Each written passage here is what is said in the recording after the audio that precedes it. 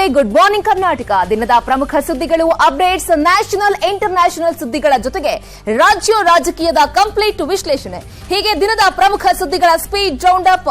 Top 8 ಸ್ವಾಗತ. ನಾನು ಶ್ರುತಿರಾಜ್. ಹಾಗಾದ್ರೆ ಇವತ್ತಿನ ದಿನದ ಮೊದಲ ಬೆಳವಣಿಗೆ ಏನ್? ಹಾಗಾದ್ರೆ ಪ್ರಮುಖ ಅಪ್ಡೇಟ್ಸ್ ಏನು ಅಂತ ನೋಡ್ತಾ ಹೋಗೋಣ. 2024ರ ಲೋಕಸಭಾ ಚುನಾವಣೆಯಲ್ಲಿ ಮಹಾ ಮೈತ್ರಿ ಆಗುತ್ತಾ ಅನ್ನೋದೊಂದು ಪ್ರಶ್ನೆ. ಈಗ ಸದ್ಯದ ಮಟ್ಟಿಗೆ ಕರ್ನಾಟಕದ ಮಟ್ಟಿಗೆ ಹೇಳೋದಾದ್ರೆ ವಿಧಾನಸಭಾ ಎಲೆಕ್ಷನ್ ಮುಗಿತಿದ್ದ ಹಾಗೆ ಈಗ ಲೋಕಸಭೆಯ ಎಲೆಕ್ಷನ್ಗೆ ತಯಾರಿಗಳಾಗ್ತಾ ಇದೆ. ಹಾಗಾಗಿ ಇಡೀ ದೇಶಾದ್ಯಂತ ಮುಂದೆ ಬರುವಂತಹ 2024ರ ಲೋಕಸಭಾ ಚುನಾವಣೆಯಲ್ಲಿ ಮಹಾ ಮೈತ್ರಿ ಆಗುತ್ತಾ ಅನ್ನೋದೊಂದು ಪ್ರಶ್ನೆ ಹುಟ್ಕೊಳ್ತಾ ಇದೆ. ಪ್ರಾದೇಶಿಕ ಪಕ್ಷಗಳನ್ನೆಲ್ಲ ಕೂಡ ಒಗ್ಗೂಡಿಸೋದಕ್ಕೆ ಒಂದು ಕಡೆ ವೇದಿಕೆ ರೆಡಿ ಆಗ್ತಾ ಇದೆಯಾ? ಬಿಜೆಪಿಯ ಸಖ್ಯ ಬೆಳೆಸ್ತಾ ಇರುವಂತಹ ಜೆಡಿಎಸ್ ನಾಯಕರ ಮೇಲೂ ಕೂಡ ಕಣ್ಣಿಡ್ಲಾಗ್ತಾ ಇದೆ. ಒಂದು ಕಡೆ ಎನ್ಡಿಎ ತರ ಪ್ರಾದೇಶಿಕ ಪಕ್ಷಗಳೆಲ್ಲ ಕೂಡ ಒಗ್ಗಟ್ಟಾಗಿ ನಿಂತ್ಕೊಳ್ಳುವಂತಹ ಸಾಧ್ಯತೆಗಳ ಸುಳಿವು ಕಂಡು ಬರ್ತಾ ಇದೆ. ಈಗಾಗಲೇ ಒಂದು ಕಡೆ ಮಾಜಿ ಪ್ರಧಾನಿ ದೇವೇಗೌಡರು ಫಾರೂಕ್ ಅಬ್ದುಲ್ಲಾ ಅವರು ಭೇಟಿ ಮಾಡಿದ್ದಾರೆ. ಜಮ್ಮು ಕಾಶ್ಮೀರದ ಮಾಜಿ ಸಿಎಂ ಫಾರೂಕ್ ಅಬ್ದುಲ್ಲಾ ಅವರು ಜೊತೆಗೆ ನ್ಯಾಷನಲ್ ಕಾನ್ಫರೆನ್ಸ್ ನ ಅಧ್ಯಕ್ಷರು ಕೂಡ ಹೌದು. ಹಾಗಾಗಿ ಅವರು ರಾಜ್ಯಕ್ಕೆ ಬಂದು ಹೋದ ಮೇಲೆ ರಾಜಕಾರಣ ಬಹಳ ದೊಡ್ಡ ಮಟ್ಟದಲ್ಲಿ ಚುರುಕನ್ನ ಪಡೆದುಕೊಂಡಿದ್ಯಾ? ಬಿಜೆಪಿ ವಿರುದ್ಧದ ಹೋರಾಟಕ್ಕೆ ಬೆಂಬಲವನ್ನ ಕೋರಿದಾರಾ ಫಾರೂಕ್ ಅವರು ಅನ್ನೋದೊಂದು ಪ್ರಶ್ನೆ ಇದೆ. ಬಿಜೆಪಿಯ ಜೊತೆಗೆ ಒಂದು ಕಡೆ ಸಖ್ಯ ಬೆಳೆಸಬೇಡಿ ಅಂತ ಹೇಳಿ ಮನವಿಯನ್ನ ಮಾಡ್ಕೊಂಡ್ರ? ಯಾಕಂದ್ರೆ ಕುಮಾರಸ್ವಾಮಿ ಅವರು ಹೇಳ್ತಾ ಇದ್ರು ಕಾಂಗ್ರೆಸ್ನವರ ಜೊತೆ ಮೈತ್ರಿ ಗೀತ್ರಿ ಎಲ್ಲ ಇಲ್ಲ, ಯಾಕಂದ್ರೆ ಅವ್ರು ಬಹಳ ಮೇಲಿರಿಸಿದ್ದಾರೆ ಜನ, ಅವ್ರು ಕೆಳಗಡೆ ಬರಬೇಕಲ್ವಾ, ಅಲ್ಲಿ ತನಕ ನಾವು ಅವ್ರ ಜೊತೆಗೆ ಹೋಗೋದಿಲ್ಲ ಅನ್ನೋ ರೀತಿಯ ಮಾತುಕತೆಯನ್ನ ಕುಮಾರಸ್ವಾಮಿ ಅವರು ಹೇಳ್ತಾ ಇದ್ರು. ಸೊ ಮತ್ತೊಂದು ಕಡೆಗೆ ಇಲ್ಲಿ ಫಾರೂಕ್ ಅಬ್ದುಲ್ಲಾ ಅವರು ರಾಜ್ಯಕ್ಕೆ ಬಂದ ಸಂದರ್ಭದಲ್ಲಿ ದೇವೇಗೌಡರನ್ನ ಹೋಗಿ ಭೇಟಿಯಾಗಿ ಅವರ ಆರೋಗ್ಯವನ್ನ ವಿಚಾರಿಸಿದ್ರು. ಒಂದ್ ರೀತಿ ಅದು ನಾರ್ಮಲ್ ಭೇಟಿ ಅಂತ ಕೂಡ ಕುಮಾರಸ್ವಾಮಿ ಅವರು ಹೇಳ್ತಾ ಇದ್ರು. ಬಟ್ ಆದ್ರೂ ಕೂಡ ನಾರ್ಮಲ್ ಭೇಟಿ ಅಂತ ಹೇಳಿ ಮೇಲ್ನೋಟಕ್ಕೆ ಕಾಣಿಸ್ಕೊಂಡ್ರು ಕೂಡ ಸೊ ಈ ಮುಂಬರುವಂತಹ ಲೋಕಸಭಾ ಎಲೆಕ್ಷನ್ಗೆ ಮೈತ್ರಿಯ ಸುಳಿವಿನ ಬಗ್ಗೆ ಅವರು ಚರ್ಚೆಯನ್ನ ಮಾಡಿದ್ದಾರ ಅನ್ನೋದೊಂದು ಪ್ರಶ್ನೆಗಳು ಕೂಡ ಹುಟ್ಕೊಳ್ತಾ ಇದೆ. ಹಾಗಾದ್ರೆ ಈ ಮಹಾ ಮೈತ್ರಿಯ ಸುಳಿವನ್ನ ಕೊಟ್ರ ಹಾಗಾದ್ರೆ ಅನ್ನೋದೊಂದು ಪ್ರಶ್ನೆಗಳು ಕೂಡ ಹುಟ್ಕೊಳ್ತಾ ಇದೆ. ಹಾಗಾದ್ರೆ ಯಾವ್ಯಾವ ರೀತಿಯಾಗಿ ಲೆಕ್ಕಾಚಾರಗಳು ಈಗಾಗಲೇ ನಡೀತಾ ಇದೆ ಅನ್ನೋದನ್ನ ಕೂಡ ನಾವು ಒಂದೊಂದಾಗಿ ನಿಮ್ಗೆ ತೋರಿಸ್ತಾ ಹೋಗ್ತೀವಿ. ಮೊದಲನೇದು 2024ರ ಲೋಕಸಭಾ ಚುನಾವಣೆಗೆ ಮಹಾ ಮೈತ್ರಿ ಆಗುವಂತಹ ಸಾಧ್ಯತೆಗಳು. ಸೊ ನೋಡಬೇಕು. ಹಾಗಾದ್ರೆ ಈ ಬಾರಿ ಬಿಜೆಪಿಯ ವಿರುದ್ಧ ಬಹಳ ದೊಡ್ಡ ಮಟ್ಟದಲ್ಲಿ ನಾವೆಲ್ಲರೂ ಕೂಡ ನಿಂತ್ಕೊಳ್ಬೇಕು ಅನ್ನೋ ಪ್ಲಾನ್ಗಳಾಗ್ತಾ ಇದೆ. ಹಾಗಾಗಿ ಬಿಜೆಪಿಯ ವಿರೋಧಿ ಪಕ್ಷಗಳಿಂದೆಲ್ಲರೂ ಕೂಡ ನಾವು ಒಗ್ಗಟ್ಟಾಗಿ ನಿಂತ್ಕೊಂಡು ಸೊ ನಾವು ಈ ಬಾರಿ ಬಿಜೆಪಿಯನ್ನ ಎದುರಿಸಬೇಕು ಅನ್ನೋ ಲೆಕ್ಕಾಚಾರವನ್ನ ಹಾಕೊಳ್ತಾ ಇದ್ದಾರೆ. ಆ ಹಿನ್ನೆಲೆಯಲ್ಲೇ ಪ್ರಮುಖವಾಗಿ ದೇವೇಗೌಡರ ಜೊತೆ ಫಾರೂಕ್ ಅಬ್ದುಲ್ಲಾ ಅವರು ಬಂದು ಮಾತುಕತೆಯನ್ನ ನಡೆಸಿದ್ದಾರೆ. ಸೊ ಈಗ ಮೊನ್ನೆ ಬಂದಂತಹ ಸಂದರ್ಭದಲ್ಲಿ ಅದು ಮೇಲ್ನೋಟಕ್ಕೆ ನಾರ್ಮಲ್ ಸಭೆ ಅಥವಾ ಭೇಟಿ, ಔಪಚಾರಿಕ ಭೇಟಿ ಆದ್ರೂ ಕೂಡ ಅನೌಪಚಾರಿಕ ಭೇಟಿ ಆದ್ರೂ ಕೂಡ ಜಸ್ಟ್ ಅವರ ಆರೋಗ್ಯ ವಿಚಾರಿಸಲಿಕ್ಕೆ ಬಂದ್ರು ಅಂತ ಹೇಳಿದ್ರು ಕೂಡ ಒಳಗೊಳಗೆ ಸಾಕಷ್ಟು ರೀತಿಯಾದಂತಹ ಚರ್ಚೆಗಳು, ಲೆಕ್ಕಾಚಾರಗಳು ಹಾಕೊಂಡಿರ್ತಾರೆ. ಇನ್ನು ಬಿಜೆಪಿಯ ಜೊತೆ ಸಖ್ಯ ಬೆಳೆಸಬೇಡಿ ನೀವು ಅಂತ ಹೇಳಿ ಮನವಿಯನ್ನ ಮಾಡ್ಕೊಂಡ್ರ ಫಾರೂಕ್ ಅಬ್ದುಲ್ಲಾ ಅವರು ದೇವೇಗೌಡರ ಜೊತೆಯಲ್ಲಿ ಅನ್ನೋದೊಂದು ಪ್ರಶ್ನೆ ಕೂಡ ಹುಟ್ಕೊಳ್ತಾ ಇದೆ. ಬಿಜೆಪಿ ವಿರುದ್ಧದ ಹೋರಾಟಕ್ಕೆ ಬೆಂಬಲವನ್ನ ಕೊಡಿ, ಯಾಕಂದ್ರೆ ದೊಡ್ಡ ಮಟ್ಟದಲ್ಲಿ ರಾಜ್ಯದ ಮಟ್ಟಿಗೆ ನೀವು ಕೂಡ ನಮ್ಮ ಜೊತೆಗೆ ಕೈ ಜೋಡಿಸಿ, ಇಡೀ ದೇಶಾದ್ಯಂತ ಬಿಜೆಪಿಯ ವಿರುದ್ಧ ನಾವೆಲ್ಲರೂ ಕೂಡ ನಿಂತ್ಕೊಳ್ಳೋಣ, ಈ ಬಾರಿಯ ಲೋಕಸಭಾ ಚುನಾವಣೆಯನ್ನ ಎದುರಿಸೋಣ ಅಂತ ಸಂದೇಶವನ್ನ ಕೊಟ್ಟಿದ್ದಾರೆ. ಜೂನ್ 23ರ ಸಭೆಗೆ ದೇವೇಗೌಡರಿಗೆ ಆಹ್ವಾನವನ್ನ ಕೊಟ್ರ ಫಾರೂಕ್ ಅಬ್ದುಲ್ಲಾ ಅವರು.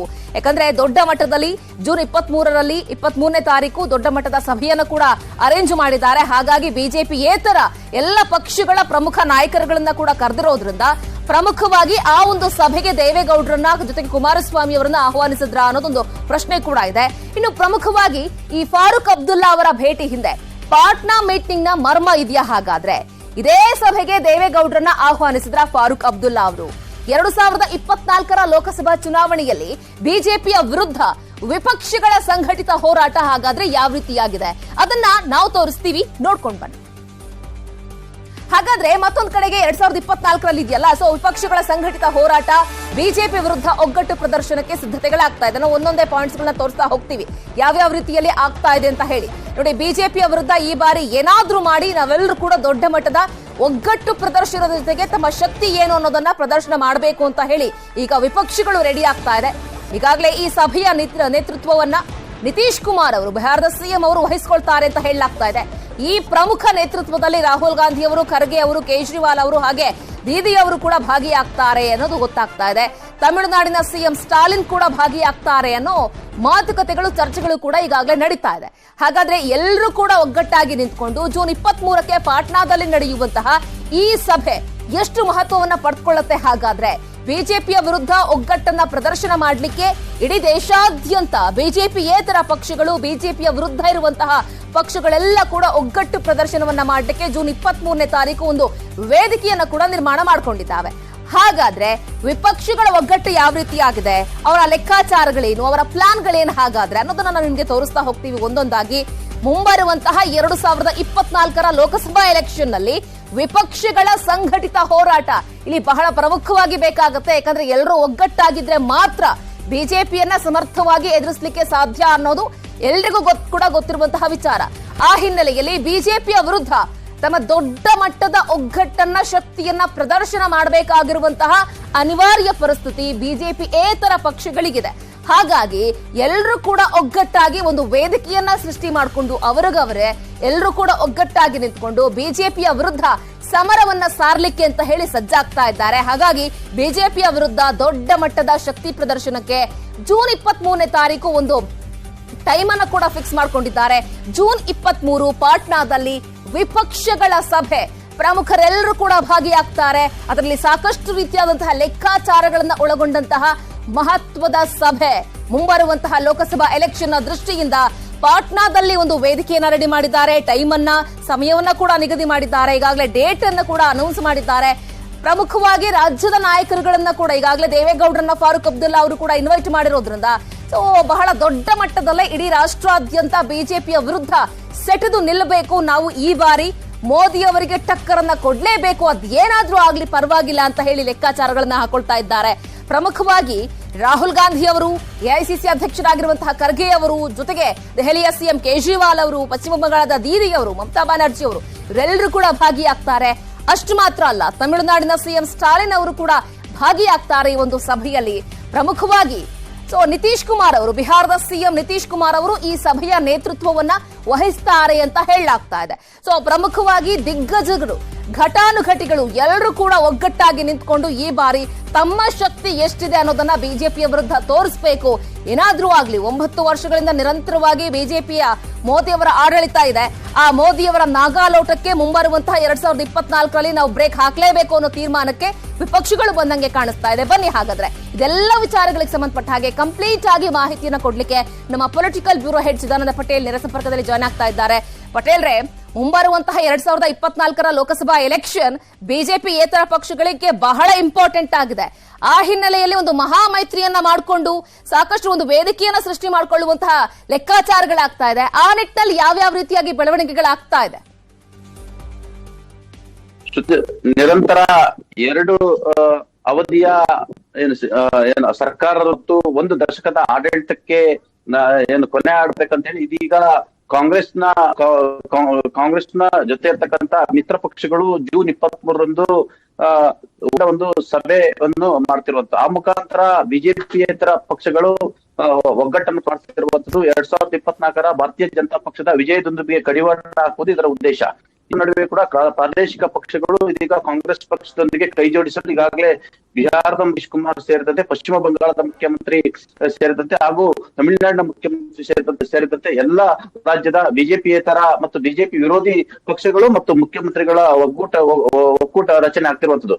ಇದರ ಬೆನ್ನಲ್ಲೇ ಎಲ್ಲೊಂದ್ ಕಡೆ ಪ್ರಾದೇಶಿಕ ಪಕ್ಷಗಳನ್ನ ಎಲ್ಲೊಂದ್ ಕಡೆ ಒಂದು ಸಮಯದಲ್ಲಿ ಕಡೆಗಣಿಸಿದಂತ ಭಾರತೀಯ ಜನತಾ ಪಕ್ಷ ಕೂಡ ಇದೀಗ 2024 ಲೋಕಸಭೆ ಚುನಾವಣೆಗೆ ಪ್ರಾದೇಶಿಕ ಪಕ್ಷಗಳ ಅನಿವಾರ್ಯತೆ ಮತ್ತೆ ಉಂಟಾಗಿರುವಂತದ್ದು. ಇದೇ ಕಾರಣಕ್ಕಾಗಿ ಪಕ್ಕದ ಆಂಧ್ರ ಪ್ರದೇಶದ ತೆಲುಗು ದೇಶನ ಚಂದ್ರಬಾಬು ನಾಯ್ಡು ಜೊತೆ ಸಖ್ಯವನ್ನು ಬೆಳೆಸ್ತಿರುವಂತದ್ದು. ಅದೇ ರೀತಿ ಕರ್ನಾಟಕದಲ್ಲಿ ಜಾತ್ಯತೀತ ಜನತಾದಳ ಪಕ್ಷದೊಂದಿಗೆ ಸಖ್ಯವನ್ನು ಬೆಳೆಸ್ತಿರುವಂತದ್ದು. ಸುಮಾರು 6 ದಶಕಗಳ ಕಾಲದ ಜಾತ್ಯತೀತ ನಿಲುವಿನ ಹೋರಾಟವನ್ನು ಮಾಡಿ ಬಂದಂತಹ ಮಾಜಿ ಪ್ರಧಾನಿ ಎಚ್ ಡಿ ದೇವೇಗೌಡರು ಮತ್ತು ಅವರ ಪುತ್ರ ಎಚ್ ಡಿ ಕುಮಾರಸ್ವಾಮಿ ಇದೀಗ ಲೋಕಸಭೆ ಚುನಾವಣೆಯಲ್ಲಿ ಚುನಾವಣಾ ಪೂರ್ವ ಮೈತ್ರಿಯ ಮಾತುಕತೆ ನಡೆಸ್ತಿರುವಂತದ್ದು. ಇದರ ಬೆನ್ನಲ್ಲೇ ಈಗಾಗಲೇ ಜಮ್ಮು ಮತ್ತು ಕಾಶ್ಮೀರದ ಮಾಜಿ ಮುಖ್ಯಮಂತ್ರಿ ಫಾರೂಕ್ ಅಬ್ದುಲ್ಲಾ ಅವರು ನಿನ್ನೆ ಮಾಜಿ ಪ್ರಧಾನಿ ಎಚ್ ಡಿ ದೇವೇಗೌಡರನ್ನ ಅವರ ಪದ್ಮನಾಭನಗರದ ನಿವಾಸದಲ್ಲಿ ಭೇಟಿಯಾಗಿರುವಂತದ್ದು. ಭೇಟಿಯಾದ ಸಂದರ್ಭದಲ್ಲಿ ಪ್ರಸಕ್ತ ದೇಶದ ರಾಜಕೀಯ ವಿದ್ಯಮಾನಗಳು ಮತ್ತು ಅನಿವಾರ್ಯತೆ ಮತ್ತು ಬಿಜೆಪಿಯೇತರ ಪಕ್ಷಗಳ ಅನಿವಾರ್ಯತೆ ಮತ್ತು ಸರ್ಕಾರ ರಚನೆ ಸಂಬಂಧಪಟ್ಟಾಗೆ ದೇವೇಗೌಡರ ಜೊತೆ ಸುದೀರ್ಘವಾಗಿ ಚರ್ಚೆ ಮಾಡುವಂತದ್ದು. ಮತ್ತೊಂದು ಕಡೆ ಈಗಾಗಲೇ ಮಾಜಿ ಮುಖ್ಯಮಂತ್ರಿ ಎಚ್ ಡಿ ಕುಮಾರಸ್ವಾಮಿ ಅವರು ಲೋಕಸಭಾ ಚುನಾವಣೋತ್ತರ ಪೂರ್ವ ಮೈತ್ರಿಗೆ ಸಂಬಂಧಪಟ್ಟಾಗ ಈಗಾಗಲೇ ಮಾತುಕತೆ ನಡೆಸ್ತಿರುವಂತದ್ದು. ಎಲ್ಲೊಂದ್ ಕಡೆ ಈಗಾಗಲೇ ಭಾರತೀಯ ಜನತಾ ಪಕ್ಷದಿಂದ 5 ಅಥವಾ 6 ಸ್ಥಾನಗಳನ್ನ ಲೋಕಸಭಾ ಸ್ಥಾನಗಳನ್ನ ಬಿಟ್ಟುಕೊಡುವಂತೆ ಮತ್ತು ಉಳಿದಂತ ಸ್ಥಾನಗಳಿಗೆ ಜೆಡಿಎಸ್ ಮತ್ತು ಬಿಜೆಪಿ ಒಟ್ಟಿಗೆ ಚುನಾವಣೆ ಹೋಗ್ಲಿಕ್ಕೆ ಈಗಾಗಲೇ ಕಾರ್ಯತಂತ್ರ ರೂಪಿಸ್ತಿರುವಂತದ್ದು. ಹಾಗಾಗಿ ಮಾಜಿ ಪ್ರಧಾನಿ ಎಚ್ ಡಿ ದೇವೇಗೌಡರು ಜಾತ್ಯತೀತ ನಿಲುವಿನ ಉಳ್ಳವರು. ಹಾಗಾಗಿ ಸುಮಾರು 6 ದಶಕಗಳ ಜಾತ್ಯತೀತ ನಿಲುವಿನ ರಾಜಕೀಯ ಸಂಬಂಧಪಟ್ಟ ಹಾಗೆ ಫಾರೂಕ್ ಅಬ್ದುಲ್ ಚರ್ಚೆ ಮಾಡುವಂತದ್ದು. ಮತ್ತೆ ಯುಪಿಎ ಜೊತೆ ಅಂದ್ರೆ ಕಾಂಗ್ರೆಸ್ ನ ಜೊತೆ ಕೈ ಜೋಡಿಸಿಕೊಂಡು ನಾವು ಜೂನ್ 23 ನಡೆತಕ್ಕಂಥ ಕಾರ್ಯಕ್ರಮಕ್ಕೆ ಫಾರೂಕ್ ಅಬ್ದುಲ್ ಅವರು ಇದೀಗ ಮಾಜಿ ಪ್ರಧಾನಿ ಎಚ್ ಡಿ ದೇವೇಗೌಡರನ್ನ ಇನ್ವೈಟ್ ಮಾಡುವಂತ ಆ ಮುಖಾಂತರ ಯಾವುದೇ ಕಾರಣ ಕೂಡ ಭಾರತೀಯ ಜನತಾ ಪಕ್ಷದ ಜೊತೆಗೆ ಸಖ್ಯ ಮಾಡಿಕೊಳ್ಳೋದಾಗಲಿ ಅಥವಾ ಚುನಾವಣಾ ಪೂರ್ವ ಮೈತ್ರಿಯನ್ನು ಮಾಡಿಕೊಳ್ಳಬಾರದು. ಆ ಮುಖಾಂತರ ನಾವು ಜಾತ್ಯತೀತ ನಿಲುವಿನ ಶಕ್ತಿಗಳು ದೇಶಾದ್ಯಂತ ಒಗ್ಗೂಡಿದ್ರೆ ಮಾತ್ರ ದೇಶದ ಉಳಿವು ಅನ್ನೋ ರೀತಿಯಲ್ಲಿ ಮಾತುಕತೆ ನಡೆಸಿರುವಂತದ್ದು. ಹಾಗಾಗಿ 23ನೇ ತಾರೀಕು ಈ ಒಂದು ಪಾಟ್ನಾದಲ್ಲಿ ಏನ್ ಸಭೆಯನ್ನ ಅರೇಂಜ್ ಮಾಡ್ಕೊಂಡಿದ್ದಾರಲ್ಲ, ಸೊ ಎಷ್ಟು ಪ್ರಮುಖ ಸಭೆ ಆಗತ್ತೆ ಅಥವಾ ಎಷ್ಟು ಪ್ರಮುಖ ವೇದಿಕೆ ಆಗ್ತಾ ಇದೆ ವಿಪಕ್ಷಗಳಿಗೆ ಅಂತ? ಬಿಜೆಪಿಯೇತರ ಪಕ್ಷಗಳು ಅಲ್ಲಿ ಬಿಜು ಜನತಾದಳ್, ಟಿಡಿಪಿ ಸೇರಿದಂತೆ ಕೆಲವೇ ಪಕ್ಷಗಳು ಇದೀಗ ಏನು ಪ್ರಾದೇಶಿಕ ಪಕ್ಷಗಳು ಭಾರತೀಯ ಜನತಾ ಪಕ್ಷದ ಜೊತೆ ಇರ್ತಕ್ಕಂಥದ್ದು. ಈ ಪಕ್ಷಗಳನ್ನ ಹೊರತುಪಡಿಸಿ ದೇಶಾದ್ಯಂತ ಇರ್ತಕ್ಕಂಥ ಅನೇಕ ಪಕ್ಷಗಳ ಜೊತೆಗೆ ಇದೀಗ ಎಐಸಿಸಿ ಅಧ್ಯಕ್ಷ ಮಲ್ಲಿಕಾರ್ಜುನ್ ಖರ್ಗೆ ಅವರು ಮತ್ತು ನಿತೀಶ್ ಕುಮಾರ್ ಅವರ ನೇತೃತ್ವದಲ್ಲಿ ದೆಹಲಿಯಲ್ಲಿ ಅತಿ ದೊಡ್ಡ ಒಂದು ಘಟಬಂಧನ್ ಸಭೆ ನಡೀತಿರುವಂತದ್ದು. ಹಾಗಾಗಿ ಈ ಸಭೆಗೆ ಮಾಜಿ ಪ್ರಧಾನಿ ಎಚ್ ಡಿ ದೇವೇಗೌಡರು ಕೂಡ ಭಾಗವಹಿಸಬೇಕು ಮತ್ತು ಈ ಒಂದು ಏನು 2024 ಬಿಜೆಪಿಯೇತರ ಘಟಬಂಧನ್ಗೆ ಕೈ ಜೋಡಿಸಬೇಕಂತೇಳಿ ಫಾರೂಕ್ ಅಬ್ದುಲ್ ರವರು ಮನವಿ ಮಾಡುವಂತದ್ದು ಇದೀಗ ಮಾಜಿ ಪ್ರಧಾನಿ ಎಚ್ ಡಿ ದೇವೇಗೌಡರಿಗೆ ಇಕ್ಕಟ್ಟಾಗಿರುವಂತ. ಯಾಕಂತ ರಾಜ್ಯದಲ್ಲಿ ಜಾತ್ಯತೀತ ಜನತಾದಳದ ಅಳಿವು ಉಳಿವಿನ ಪ್ರಶ್ನೆ ಎದುರಾಗಿರುವಂತದ್ದು. ಎಲ್ಲೊಂದ್ ಕಡೆ ಈ ಚುನಾವಣೆಯಲ್ಲಿ ಅತಂತ್ರ ವಿಧಾನಸಭೆ ಇದ್ರೆ ಎಚ್ ಡಿ ಕುಮಾರಸ್ವಾಮಿ ಮುಖ್ಯಮಂತ್ರಿ ಆಗ್ತಾರೆ ಅಂತ ಹೇಳಿ ಕನಸು ಕಂಡಿದ್ದ ಮಾಜಿ ಪ್ರಧಾನಿ ಎಚ್ ಡಿ ದೇವೇಗೌಡರು ಕೂಡ ಇದೀಗ ಕನಸು ಭಗ್ನ ಆಗಿರುವಂತದ್ದು. ಹಾಗಾಗಿ ಜೆಡಿಎಸ್ ಈ ರಾಜ್ಯದಲ್ಲಿ ಉಳಿಬೇಕಂತಂದ್ರೆ ಅನಿವಾರ್ಯವಾಗಿ ಬಿಜೆಪಿ ಜೊತೆ ಕೈ ಜೋಡಿಸಬೇಕೆಂಬ ಸ್ಥಿತಿಗೆ ಇದೀಗ ಬಂದಿರುವಂತದ್ದು. ಇದೇ ಕಾರಣಕ್ಕಾಗಿ ಮಾಜಿ ಮುಖ್ಯಮಂತ್ರಿ ಎಚ್ ಡಿ ಕುಮಾರಸ್ವಾಮಿ ಅವರು ಜಾತ್ಯತೀತ ನಿಲುವಿನ ತತ್ವವನ್ನು ಒಂದು ಕಡೆ ಬದಿಗೆ ಸೇರಿಸಿ ಪಕ್ಷದ ಉಳಿವಿಗಾಗಿ ಭಾರತೀಯ ಜನತಾ ಪಕ್ಷದ ಜೊತೆ ಚುನಾವಣಾ ಪೂರ್ವ ಮೈತ್ರಿಗೆ ಮಾತುಕತೆಯನ್ನು ನಡೆಸುತ್ತಿರುವಂತದ್ದು. ಹಾಗಾಗಿ ಯಾವುದೇ ಕಾರಣ ಕೂಡ ತಾವು ಬಿಜೆಪಿ ಜೊತೆ ಸಖ್ಯವನ್ನು ಬೆಳೆಸಬಾರದು ಮತ್ತು ಬಿಜೆಪಿ ಜೊತೆ ಚುನಾವಣಾ ಪೂರ್ವ ಮೈತ್ರಿಯನ್ನು ಮಾಡ್ಕೊಳ್ಬಾರ್ದು ಅಂತೇಳಿ ಫಾರೂಕ್ ಅಬ್ದುಲ್ ರವರು ಮನವಿ ಮಾಡುವ ಮುಖಾಂತರ 6 ದಶಕಗಳ ಏನು ಜಾತ್ಯತೀತ ನಿಲುವನ್ನ ಏನು ಮಂಡಿಸಿಕೊಂಡು ಬಂದಿದ್ದಂತ ಜಾತ್ಯತೀತ ನಿಲುವಿನೊಂದಿಗೆ ತಮ್ಮ ಪಕ್ಷದ ಸಿದ್ಧಾಂತವನ್ನು ಮುನ್ನಡೆಸಿಕೊಂಡು ಬಂದಂತ ಮಾಜಿ ಪ್ರಧಾನಿ ಎಚ್ ಡಿ ದೇವೇಗೌಡರು ಯಾವುದೇ ಕಾರಣಕ್ಕೂ ಕೂಡ ಬಿಜೆಪಿ ಜೊತೆ ಕೈ ಜೋಡಿಸಬೇಡಿ ಇದೀಗ ಫಾರೂಕ್ ಅಬ್ದುಲ್ ರವರು ಮನವಿ ಮಾಡುವಂತದ್ದು. ಹಾಗಾಗಿ ಮಾಜಿ ಪ್ರಧಾನಿ ಎಚ್ ಡಿ ದೇವೇಗೌಡರು 6 ದಶಕಗಳ ಜಾತ್ಯತೀತ ನಿಲುವಿಗೆ ಎಲ್ಲೊಂದ್ ಕಡೆ ಎಳ್ಳು ನೀರು ಬಿಡ್ತಾರ ಅಥವಾ ಯುಪಿಎ ಜೊತೆಗೆ ಕೈ ಜೋಡಿಸ್ತಾರ ಅಥವಾ ಬಿಜೆಪಿಯೇತರ ಪಕ್ಷಗಳ ಜೊತೆಗೆ ಕೈ ಜೋಡಿಸ್ತಾರ ಅನ್ನೋದು ಸದ್ಯದ ಕುತೂಹಲ ಅಂತ ಹೇಳ್ಬೋದು. ಓಕೆ ಪಟೇಲ್, ಥ್ಯಾಂಕ್ ಯು ತಮ್ಮೆಲ್ಲ ಕಂಪ್ಲೀಟ್ ಮಾಹಿತಿಗೆ. ಇನ್ನು ಸೋಲನ್ನೇ ಸವಾಲಾಗಿಸಿಕೊಂಡು ಪುಟಿದೇಳಬೇಕು ಅಂತ ಹೇಳಿ ಬಿಜೆಪಿ ಸಜ್ಜಾಗ್ತಾ ಇದೆ. ವಿಧಾನಸಭಾ ಚುನಾವಣೆ ಸೋಲಿನಿಂದ ಮೇಲೇಳೋದಕ್ಕೆ ಪ್ಲಾನ್ಗಳಾಗ್ತಾ ಇದೆ. ಇದುವರೆಗೂ ಕೂಡ ಒಂದು ಆಕ್ಟಿವೇ ಇಲ್ಲ ಬಿಜೆಪಿ, ಹಂಗಾಗ್ಬಿಟ್ಟಿದೆ. ಸೋಲನ್ನ ಮತ್ತೊಂದು ಕಡೆಗೆ ಸವಾಲಾಗಿಸ್ಕೊಳ್ಬೇಕು, ಅದನ್ನ ಸವಾಲಾಗಿಸ್ಕೊಂಡು ನಾವು ಪುಟಿದೇಳಬೇಕು ಅಂತ ಹೇಳಿ ಈಗ ಪ್ಲಾನ್ಗಳಾಗ್ತಾ ಇದೆ. ಆದ್ರೂ ಕೂಡ ಯಾಕೋ ವರ್ಕೌಟ್ ಆಗ್ತಾ ಇಲ್ಲ ಅಂತ ಅನ್ನಿಸ್ತಾ ಇದೆ. 20 ದಿನಗಳಾದ ಮೇಲೆ ಸೋಲಿನ ಬಗ್ಗೆ ಇದೀಗ ಆತ್ಮಾವಲೋಕನ ಸಭೆಯನ್ನ ನಡೆಸಲಿಕ್ಕೆ ಮುಂದಾಗಿದ್ದಾರೆ ಬಿಜೆಪಿಯವರು. ಪ್ರಮುಖವಾಗಿ ರಾಜ್ಯ ಉಸ್ತುವಾರಿ ಅರುಣ್ ಸಿಂಗ್ ಅವರ ನೇತೃತ್ವದಲ್ಲಿ ಈ ಮೀಟಿಂಗ್ ನಡೆಯುತ್ತೆ. ಆತ್ಮಾವಲೋಕನದ ಜತೆಗೆ ವಿಪಕ್ಷ ನಾಯಕ ಹಾಗೆ ರಾಜ್ಯಾಧ್ಯಕ್ಷರ ಆಯ್ಕೆಯ ಬಗ್ಗೆ ಕೂಡ ಚರ್ಚೆಗಳಾಗುತ್ತೆ. ನಾಯಕತ್ವದ ಬಗ್ಗೆ ಮುಖಂಡರಿಂದ ಅಭಿಪ್ರಾಯವನ್ನು ಸಂಗ್ರಹ ಮಾಡಲಾಗುತ್ತೆ ಇವತ್ತಿನ ಆತ್ಮಾವಲೋಕನ ಸಭೆಯಲ್ಲಿ. ಬಿಜೆಪಿ ಅವರಿಗೂ ಕೂಡ ಒಂದ್ ರೀತಿ ಬೂಸ್ಟರ್ ಬೇಕಿದೆ ಈ ಸಂದರ್ಭದಲ್ಲಿ. ಯಾಕಂದ್ರೆ ಸೋತು ಸುಣ್ಣವಾಗ್ಬಿಟ್ಟಿದ್ದಾರೆ. ಹಿನಾಯ ಸೋಲು ಅಂದ್ರೂ ಕೂಡ ತಪ್ಪಾಗ್ಲಿಕ್ಕಿಲ್ಲ. ಯಾಕಂದ್ರೆ ಬಹಳ ಪೀಕ್ ನಲ್ಲಿದ್ದವರು ದಿಢೀರ್ ಅಂತ ಕೆಳಗಡೆ ಬೀಳ್ಬೇಕಾಗಿರುವಂತಹ ಪರಿಸ್ಥಿತಿ ಬಂತು. ಹಾಗಾದ್ರೆ ಯಾವ್ಯಾವ ರೀತಿಯಾಗಿ ಇಲ್ಲಿ ಪ್ಲಾನ್ ಗಳನ್ನ ಮಾಡ್ಕೊಳ್ತಾ ಇದ್ದಾರೆ, ಯಾವ ರೀತಿಯಾಗಿ ಮತ್ತೆ ಪುಟಿದೇಳಬೇಕು, ಆ ಬಿಜೆಪಿ ಪಾಳಯಕ್ಕೆ ಯಾವ ರೀತಿಯಾಗಿ ಚೇತನ ಸಿಗುತ್ತೆ, ಹಾಗಾದ್ರೆ ಇವತ್ತಿನ ಆತ್ಮಾವಲೋಕನ ಸಭೆಯಲ್ಲಿ ಏನೆಲ್ಲ ಲೆಕ್ಕಾಚಾರಗಳಿದೆ ಅನ್ನೋದನ್ನ ಕೂಡ ನಾವು ತೋರಿಸ್ತಾ ಹೋಗ್ತೀವಿ. ನೋಡಿ, 66 ಸ್ಥಾನಗಳಿಗೆ ಇಳಿಯೋದಕ್ಕೆ ಏನ್ ಕಾರಣ, ಫಸ್ಟ್ ರೀಸನ್ ಏನ್, ಹಾಗಾದ್ರೆ ನಾವು ಈ ಮಟ್ಟಿಗೆ ಮಕಾಡೆ ಮಲ್ಕೊಳ್ಳಿಕ್ಕೆ ಅಥವಾ ಜನ ಬೀಳಿಸ್ಲಿಕ್ಕೆ ಏನ್ ಕಾರಣ? ಅದನ್ನ ಪ್ರಮುಖವಾಗಿ ಚರ್ಚೆ ಮಾಡಬೇಕಾಗಿರುವಂತಹ ಪರಿಸ್ಥಿತಿಯಲ್ಲಿ ಬಿಜೆಪಿ ಅವರಿದ್ದಾರೆ. ಜೊತೆಗೆ 40% ನ ಆರೋಪಕ್ಕೆ ಯಾವ ರೀತಿ ತಿರುಗೇಟನ್ನ ಕೊಟ್ಟಿಲ್ವಾ ನಾವು? ಹಾಗಾದ್ರೆ ಯಾಕಂದ್ರೆ ದೊಡ್ಡ ಮಟ್ಟದಲ್ಲಿ ಸದ್ದಾಗಿದ್ದು 40% ಕಮಿಷನ್ ಸರ್ಕಾರ ಅಂತ ಹೇಳಿ ಅದೇ ದೊಡ್ಡ ಮಟ್ಟದ ಹೊಡೆತ ಬಿಜೆಪಿಗೆ ಪಾಲಿಗೆ ಮುಳುವಾಗಿದ್ದು. ಹಾಗಾಗಿ ಹಿರಿಯರು ಪಕ್ಷ ಬಿಟ್ಟಿದ್ದು ಪ್ರಮುಖವಾಗಿ ಹಿನ್ನಡೆಗೆ ಕಾರಣ ಆಯ್ತಾ? ಹಾಗಾದ್ರೆ ಟಿಕೆಟ್ ಹಂಚಿಕೆಯಲ್ಲಿ ಹೊಸ ಪ್ರಯೋಗ, ಯಾಕಂದ್ರೆ ಹೊಸಬರಿಗೆ ಮುಖ ಮಣೆ ಹಾಕಬೇಕು ಅನ್ನೋ ಕಾರಣ ಅದು ವರ್ಕೌಟ್ ಆಗಿಲ್ವಾ? ಹಾಗಾದ್ರೆ ದೊಡ್ಡವರ ಪ್ರಚಾರ ಕೈ ಹಿಡಿಲಿಲ್ಲ ಯಾಕೆ? ಘಟಾನುಘಟಿಗಳನ್ನ ನರೇಂದ್ರ ಮೋದಿ ಅವರನ್ನ ಮೇಲಿಂದ ಮೇಲೆ ರೋಡ್ ಶೋಗಳಲ್ಲಿ ಸಮಾವೇಶಗಳಲ್ಲಿ ತೊಡಗಿಸ್ಕೊಂಡ್ರು ಕೂಡ ಯಾಕೆ ಹೀನಾಯ ಸೋಲಾಯ್ತು? ಕಾಂಗ್ರೆಸ್ನ ಗ್ಯಾರಂಟಿಗಳಿಂದ ಬಿಜೆಪಿಗೆ ಹಾಗಾದ್ರೆ ಹೊಡೆತ ಬಿತ್ತ ಅನ್ನೋದೊಂದು ಪ್ರಶ್ನೆಗಳು ಕೂಡ ಇದೆ. ಬಿಜೆಪಿಯ ಅಭಿವೃದ್ಧಿ ಕೆಲಸ ಹಾಗಾದ್ರೆ ಜನರಿಗೆ ತಲುಪಲಿಲ್ವಾ? ಎಲ್ಲಿ ಫೇಲ್ಯೂರ್ ಆಯ್ತು ಹಾಗಾದ್ರೆ ಬಿಜೆಪಿಯ ಸರ್ಕಾರ ಅದನ್ನ ತಲುಪಿಸ್ಲಿಕ್ಕೆ? ಈ ಹಿಂದೆ ಇದ್ದಂತಹ ಸರ್ಕಾರ ವಿರೋಧಿ ಅಲೆಗೆ ಕಾರಣ ಆಗಿದ್ದಾದ್ರೂ ಏನ್ ಹಾಗಾದ್ರೆ? ಈ ರೀತಿಯಾಗಿ ಸಾಕಷ್ಟು ರೀತಿಯಾದಂತಹ ಪ್ರಶ್ನೆಗಳು ಇದೀಗ ಇವತ್ತಿನ ಆತ್ಮಾವಲೋಕನ ಸಭೆಯಲ್ಲಿ ಚರ್ಚೆಯಾಗುತ್ತೆ. ಲೋಕಸಭಾ ಚುನಾವಣೆಗೆ ಮತ್ತೊಂದ್ ಕಡೆ ಈಗ್ಲಿಂದಲೇ ತಯಾರಿ. ಹೋಗ್ಲಿ, ವಿಧಾನಸಭಾ ಎಲೆಕ್ಷನ್ ನಲ್ಲಿ ಪ್ರಾಬ್ಲಮ್ಗಳಾಯ್ತು, ಅದು ಚರ್ಚೆಗಳ ಆಮೇಲೆ ಆಗ್ಲಿ, ಬಟ್ ಮುಂಬರುವಂತಹ ಎಲೆಕ್ಷನ್ ಬಗ್ಗೆ ಗಮನ ಹರಿಸಬೇಕಲ್ಲ. ಟಿಕೆಟ್ ಹಂಚಿಕೆ ಗೊಂದಲಕ್ಕೆ ಶೀಘ್ರವೇ ತೆರೆ ಎಳೆಯುವಂತಹ ಸಾಧ್ಯತೆಗಳಿದೆ. ಸೊ ಈಗ ಲೋಕಸಭಾ ಮಟ್ಟಿಗೆ ಹೇಳೋದಾದ್ರೂ ಕೂಡ ಸಂಸದರೆಲ್ಲರೂ ಕೂಡ ಹಿರಿಯ ಸಂಸದರು ನೆಕ್ಸ್ಟ್ ನಾವು ಕಂಟೆಸ್ಟ್ ಮಾಡೋಲ್ಲ ಅನ್ನೋ ರೀತಿಯಲ್ಲಿ ಲೆಕ್ಕಾಚಾರಗಳಿದೆ. ಜೊತೆಗೆ ಅವರೇ ನೀವೇ ಸ್ವಯಂ ಆಗಿ ನಿವೃತ್ತಿ ಘೋಷಣೆ ಮಾಡಬಿಡಿ ಅನ್ನೋ ರೀತಿಯಲ್ಲಿ ಹೈಕಮಾಂಡ್ ವಾರ್ನಿಂಗ್ ಕೂಡ ಕೊಡ್ತಾ ಇದೆ ಅನ್ನೋ ಊಹಾಪೋಹಗಳು ಕೂಡ ಕೇಳಿ ಬರ್ತಾ ಇದೆ. 13 ಹಾಲಿ ಸಂಸದರಿಗೆ ಈ ಬಾರಿ ಟಿಕೆಟ್ ಮಿಸ್ ಆಗುತ್ತೆ ಅನ್ನೋ ವದಂತಿ ಕೂಡ ಹರಿದಾಡ್ತಾ ಇದೆ. ಈ ಎಲ್ಲ ವದಂತಿಗಳ ವಿರುದ್ಧ ಈಗಾಗಲೇ ಸಂಸದರು ಕೂಡ ಸಿಡಿದಿದ್ದಾರೆ. ಒಂದು ಕಡೆ ವಿಧಾನಸಭಾ ಎಲೆಕ್ಷನ್ ಅಲ್ಲಿ ದೊಡ್ಡ ಮಟ್ಟದ ಹೊಡೆತ ಬಿದ್ದಿದೆ ಬಿಜೆಪಿಗೆ. ಈಗ ದೊಡ್ಡ ಮಟ್ಟದಲ್ಲಿ ಅಸಮಾಧಾನ ಭುಗಿಲೇಳ್ತಾ ಇದೆ ಸಂಸದರ ವಿಚಾರದಲ್ಲಿ. ಅಸಮಾಧಾನ, ಈ ಗೊಂದಲಕ್ಕೆ ಈಗ್ಲಿಂದಲೇ ಮದ್ದನ್ನ ಅರಿಬೇಕಾಗಿರುವಂತಹ ಅನಿವಾರ್ಯ ಸಂದಿಗ್ಧ ಪರಿಸ್ಥಿತಿ ಬಿಜೆಪಿ ಪಾಳ್ಯಕ್ಕಿದೆ. ಹಾಗಾಗಿ ಲೋಕಸಭೆಯಲ್ಲಿ ಹಿನ್ನಡೆ ಆಗಬಾರದು ಅನ್ನೋ ನಿಟ್ಟಿನಲ್ಲಿ ಯಾವ ರೀತಿಯಾಗಿ ಕ್ರಮಗಳನ್ನ ಕೈಗೊಳ್ಳಬೇಕು ಅನ್ನೋ ರೀತಿಯ ಲೆಕ್ಕಾಚಾರಗಳು ಇವತ್ತಿನ ಆತ್ಮಾವಲೋಕನ ಸಭೆಯಲ್ಲಿ ಚರ್ಚೆಯಾಗುವಂತಹ ಸಾಧ್ಯತೆಗಳಿದೆ. ಬನ್ನಿ ಹಾಗಾದ್ರೆ ಇದೆಲ್ಲ ವಿಚಾರಗಳಿಗೆ ಸಂಬಂಧಪಟ್ಟ ಹಾಗೆ ಮತ್ತಷ್ಟು ಮಾಹಿತಿಯನ್ನು ಕೊಡ್ತಾ ಹೋಗ್ತಾರೆ ನಮ್ಮ ಪ್ರತಿನಿಧಿ ಕೃಷ್ಣ ಜಾಯಿನ್ ಆಗ್ತಾ ಇದ್ದಾರೆ. ಕೃಷ್ಣ, ಪ್ರಮುಖವಾಗಿ ಬಿಜೆಪಿ ಅವರಿಗೆ ಹೀನಾಯ ಸೋಲು ಅಂದ್ರೂ ಕೂಡ ತಪ್ಪಾಗ್ಲಿಲ್ಲ, ಆ ಮಟ್ಟಿಗೆ ಹೊಡೆತ ಬಿತ್ತು ಈ ಬಾರಿಯ ಕರ್ನಾಟಕ ಎಲೆಕ್ಷನ್ ಅಲ್ಲಿ. ಸೊ ಹಾಗಾಗಿ ಯಾವ ರೀತಿಯಾಗಿ ಇವತ್ತು ಆತ್ಮಾವಲೋಕನ ಸಭೆ ನಡೆಯುತ್ತೆ, ಯಾವೆಲ್ಲ ವಿಚಾರಗಳನ್ನ ಚರ್ಚೆ ಮಾಡ್ತಾರೆ ಇವತ್ತು?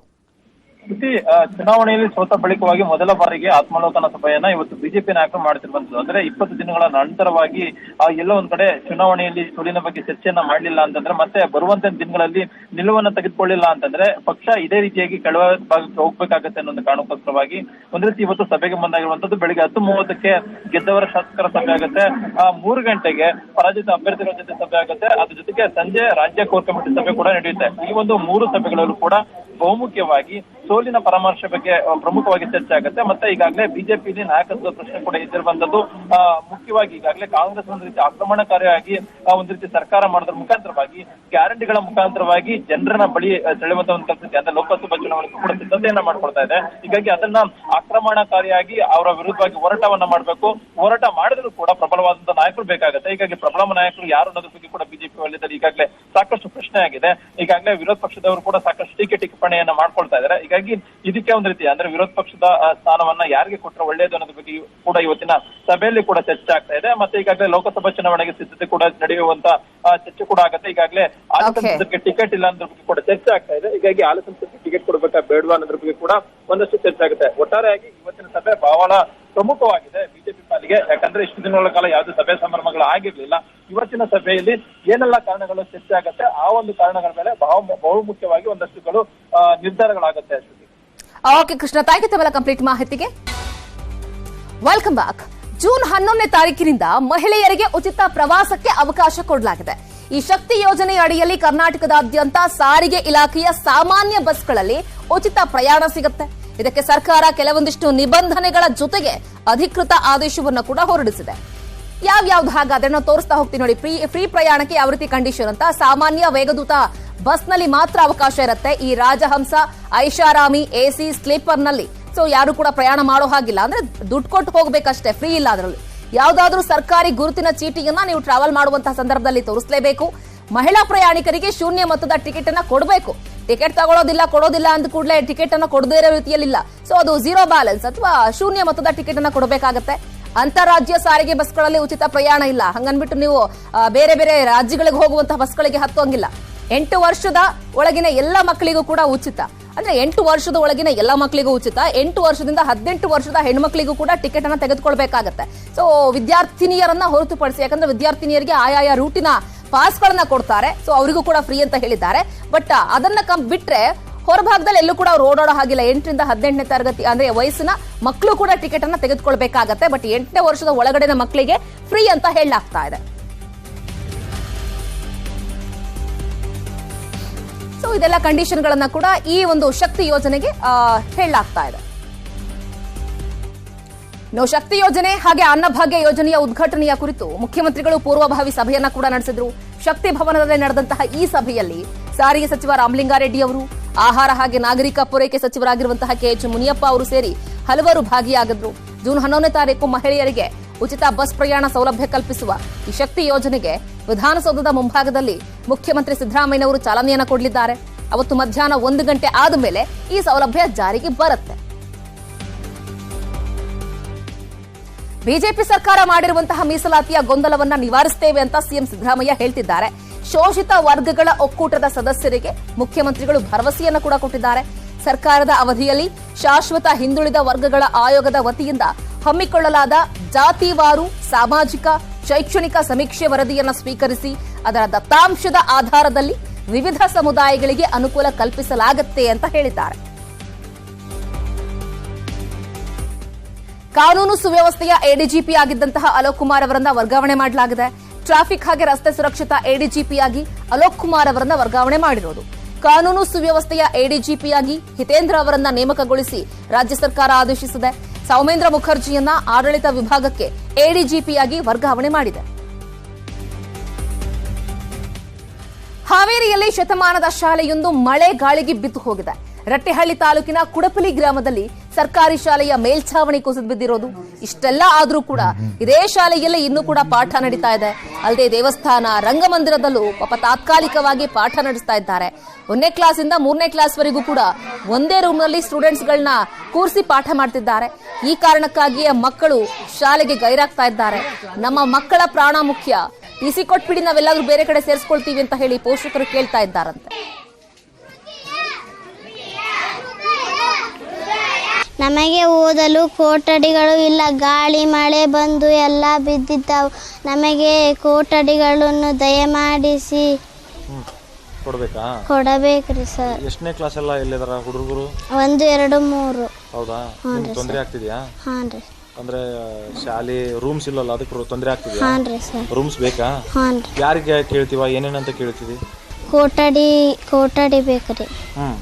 ಅದರಿಂದ ತೊಂದರೆ ಆಗುತ್ತೆ. ಇನ್ನು ಹಾವೇರಿಯ ಶಾಲೆಯಲ್ಲಿನ ಅವ್ಯವಸ್ಥೆ ಹೇಗಿದೆ ಅನ್ನೋದ್ರ ಬಗ್ಗೆ ನಮ್ಮ ಪ್ರತಿನಿಧಿ ರಮೇಶ್ ಅವರು ಪ್ರತ್ಯಕ್ಷ ವರದಿ ಕೊಟ್ಟಿದ್ದಾರೆ. ಬನ್ನಿ ನೋಡೋಣ. ಹಾವೇರಿ ಜಿಲ್ಲೆ ರಟ್ಟೆಹಳ್ಳಿ ತಾಲೂಕಿನ ಕುಡುಪ್ಲಿ ಗ್ರಾಮದಲ್ಲಿ ನನ್ನ ಹಿಂಭಾಗದಲ್ಲಿ ಇರುವಂತಹ ಒಂದು ಸರ್ಕಾರಿ ಹಿರಿಯ ಗಂಡು ಮಕ್ಕಳ ಶಾಲೆ ಮತ್ತು ಹೆಣ್ಣು ಮಕ್ಕಳ ಶಾಲೆ ಇರುವಂಥದ್ದು. ಸೊ ನೀವೇನು ಇಲ್ಲಿ ನೋಡ್ತಾ ಇದ್ರಿ ಎಲ್ಲವೂ ಕೂಡ ಏನಂತಂದ್ರೆ ಮಳೆ ಗಾಳಿಗೆ ಇದೊಂದು ಹಂಚುಗಳು ಈಗಾಗಲೇ ಮುರಿದು ಬಿದ್ದಿದ್ದಾವೆ. ಜೊತೆಗೆ ಹಾಳು ಕೊಂಪೆಯಾಗಿ ಸರ್ಕಾರಿ ಶಾಲೆ ಈಗಾಗಲೇ ಸಂಪೂರ್ಣವಾಗಿ ಹಾಳಾಗಿರುವಂಥದ್ದು.